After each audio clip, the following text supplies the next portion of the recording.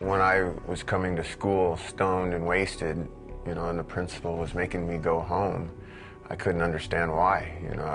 I thought, isn't this what people did? I didn't know that people didn't get high, That's all I'd been shown. Zach Joy grew up in a home where drug use was common. He started smoking marijuana when he was just 7 years old. When I was growing up, my mom and dad, they partied, and so I was raised around people who used drugs, and at a very young age, we were able to get drugs, sneak them, and I thought that that's what people did. When he was in high school, Zach felt sorry for a homeless classmate and invited him to stay at his house. There was a senior at our school that had lived out of his car, and I had invited him to my house, and he was staying there for a little while. He ended up molesting me in the middle of the night when I was sleeping, and I was teased a lot when I went back to school about it. They'd printed in the paper that that man had taken indecent liberties upon a youth at my address, and so they knew that it was me, and so a lot of the older kids were teasing me, and it led to me getting in a fight, and then I was kicked out of high school, and it destroyed my life. It broke my heart. By the time he was 18, Zach was kicked out of his parents' house and homeless. His drug use became a full-fledged addiction.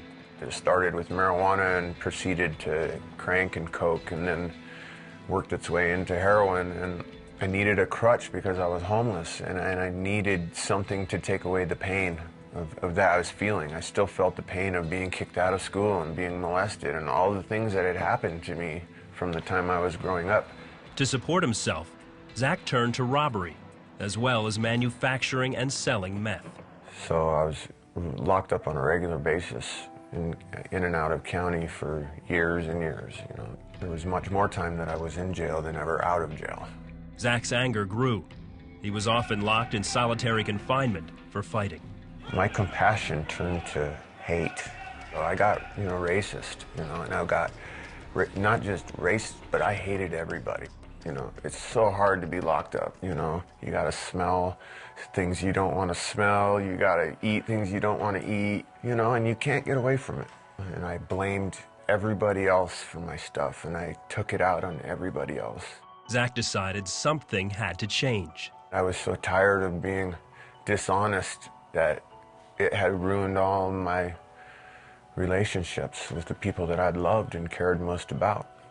That's when I decided I had to do something different. I started reading the Bible. It's the only thing that they'd give me in there. The Word was speaking to me through the words in the Bible. I was able to start going to some Bible studies, and then I was able to start coming against that desire to fight. Zach had a running feud with some of the Hispanic inmates. One day, they turned up in the Bible study. Tensions ran high. I didn't want to fight anymore, but I could feel in this Bible study that there was going to be a fight. Bob Ekblad is the jail chaplain, and he led the Bible study. And Zach spoke up and said, I realize I'm a racist, and I just want to learn how to get along. When we did the Bible study, the tension dissipated, and at the end I said, so how do you think we should respond to this? And Zach jumped up and came running over to me, and he says, I think we got to pray for Fabiano, that God would heal his liver. It was extraordinary that he would even want to pray for Fabiano. Zach had been touched by what he saw in the chaplain. He came in there to love us, and that was his focus, and that was really appealing to me, and that fed the part of me that was hungry, and it changed me, man. It changed me. I was hungry for that, man. I was hungry for somebody to love me. Zach's life changed dramatically. God's Spirit touched me, God's love moved me, and God's love changed me. I had 17 years that I woke up every day with a needle in me. Every day, went to bed every night with a needle in my body, and I am free of that. And it's only through Jesus that happened. And it took my personal relationship. It took me saying, yes, I want something different. Like Jesus asked the man that was sitting by the pool, he said, do you want to be well? Do you want it? And I said, yes, I want it. Zach is now a free man. He works alongside the prison chaplain in efforts to support ex-convicts as they re-enter society. As Zach has given God permission to move in his life, Zach has been able to see something that I think is possible for everybody, that God is able to come in and bring deep healing to every area of our lives, and God can meet that deepest longing that drugs and alcohol and money and power can never meet.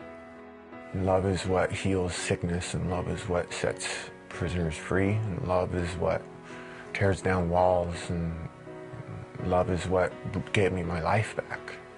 It's not just a ticket out of misery, but it's a life, man, that's got goodness and freedom, you know, and gifts, and instead of curses and bondage and, you know, chains. My life today is everything that I could have hoped for and wanted then, you know. God has added all of that stuff to me that I would have hoped for, that I could, my deepest dreams. He's got more for me than I ever even knew I wanted.